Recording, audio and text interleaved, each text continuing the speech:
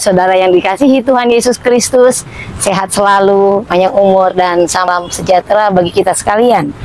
Saudaraku, saya akan membagikan firman Tuhan hari ini yang terambil di dalam 1 Tesalonika 5 ayat 1 sampai ke 28. Demikian firman Tuhan, tetapi tentang zaman dan masa, saudara-saudara tidak perlu dituliskan kepadamu, karena kamu sendiri tahu benar-benar bahwa hari Tuhan datang seperti pencuri pada malam. Apabila mereka mengatakan semuanya damai dan aman, maka tiba-tiba mereka ditimpa oleh kebinasaan, seperti seorang perempuan yang hamil ditimpa oleh sakit bersalin. Mereka pasti tidak akan luput. Tetapi kamu, saudara-saudara, kamu tidak hidup di dalam kegelapan, sehingga hari itu tiba-tiba mendatangi kamu seperti pencuri. Karena kamu semua adalah anak-anak terang dan anak-anak siang. Kita bukanlah orang-orang malam atau orang-orang kegelapan. Sebab itu, baiklah jangan kita tidur seperti orang-orang lain, tetapi berjaga-jaga dan sadari, sebab mereka yang tidur waktu malam, dan mereka yang mabuk waktu malam. Sedemikian firman Tuhan yang ingin saya sampaikan. Saudara, saya menekankan bahwa saudara senantiasa harus berjaga-jaga, karena pencuri itu datang untuk membunuh, ya, membinasakan kita. Kalau saudara-saudara tidak berjaga-jaga, pastinya saudara akan dicuri, terutama iman saudara yang akan dicuri dia. Sehingga saudara tidak punya lagi damai sejahtera, ya. Saudara hidup seolah-olah tidak ada manfaatnya. Perlu saudara-saudari sadari bahwa hidup manusia itu bagaikan uap saja, saudara, ya, sekilas lalu akan lenyap begitu saja. Nah, seperti saudara lihat saya hari ini memakai bunga, saudara, ya. Bunga ini, saudara, kalau kita rawat dengan baik, ya, pastinya dia akan abadi. Dalam arti kuat, ya, bertahan berapa lama.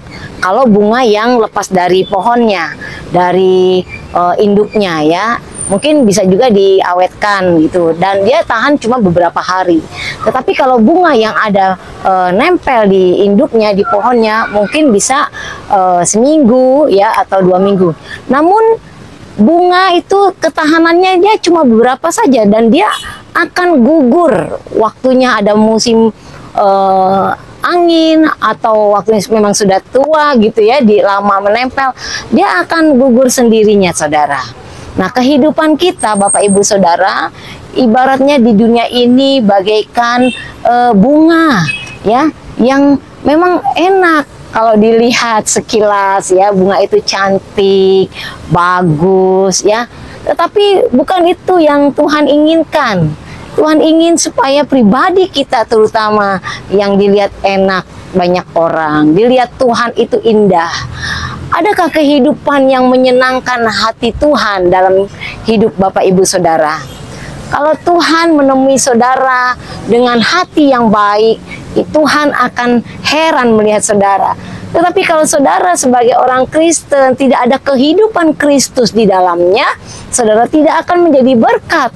Sedangkan Tuhan berkata dalam firman-Nya bahwa kita ini adalah terang dan garam dunia. Nah, bagaimana kita menerangi dunia ini, saudara? Ya, lewat sikap hidup kita. Lewat sikap hidup kita yang sudah dibaharui oleh Kristus Yesus Kristus Tuhan. Ya, saudara, pada saatnya Yesus datang, jangan sampai kita dalam keadaan mabuk. Mabuk rohani, mabuk jasmani terutama, apalagi, ya, sehingga kita tidak peka akan suara Tuhan. Kita tidak pernah tahu akan kedatangan Tuhan, dan kita seolah-olah menyepelekan janji Tuhan, ya, saudara. Saudaraku, kita yang hidup di dalam kegelapan, kalau kita hidup dalam gelap, sudah diangkat oleh Tuhan dari gelap kepada terang, kepada Yesus, lalu kita hidup lagi di dalam kegelapan, otomatis saudara tidak pernah berfungsi, tidak pernah dijumpai oleh Yesus, hati yang seorang hamba.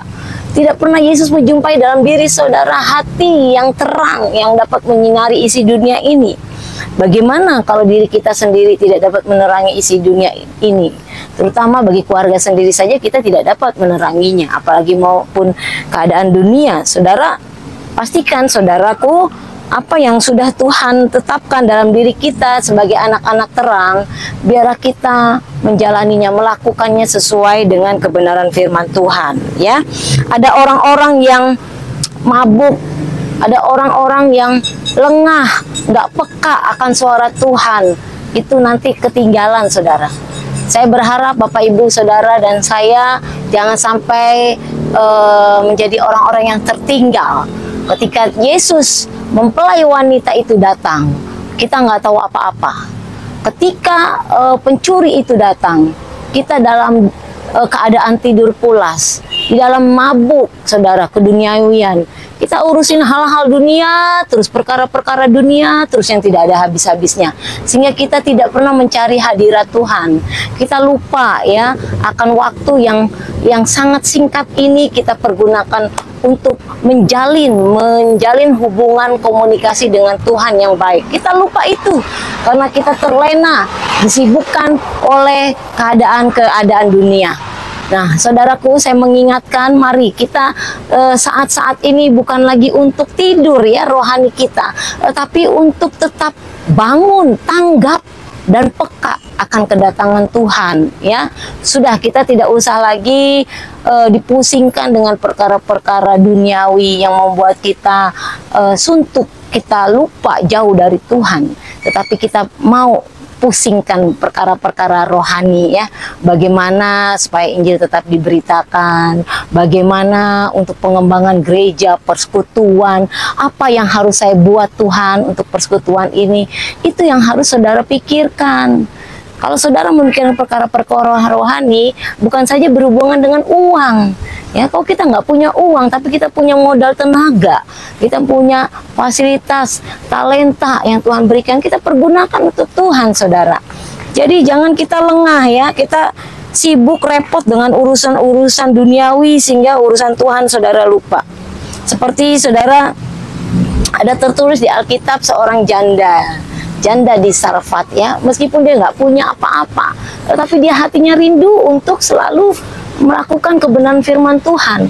Pada saat seorang nabi diutus untuk meminta tepung untuk dibuatkan adonan kue, dan dia berkata, aku nggak punya lagi. Andai kata ini untuk kau tuanku, aku akan mati lapar dan anakku akan mati. Tapi Tuhan melihat betapa tunduknya seorang janda di Sarfat ini, sehingga mujizat Tuhan terjadi, dan dia melihat mujizat yang luar biasa. Pastikan saudara, Tuhan selalu membuat mujizat dalam kehidupan kita, sehingga kita selalu melihat bahwa Yesus Kristus Tuhan yang saudara dan saya sembah, Tuhan yang hidup, sehingga orang dunia boleh melihat kita adalah suratan yang terbuka dan suratan yang hidup. Tuhan Yesus memberkati. Shalom.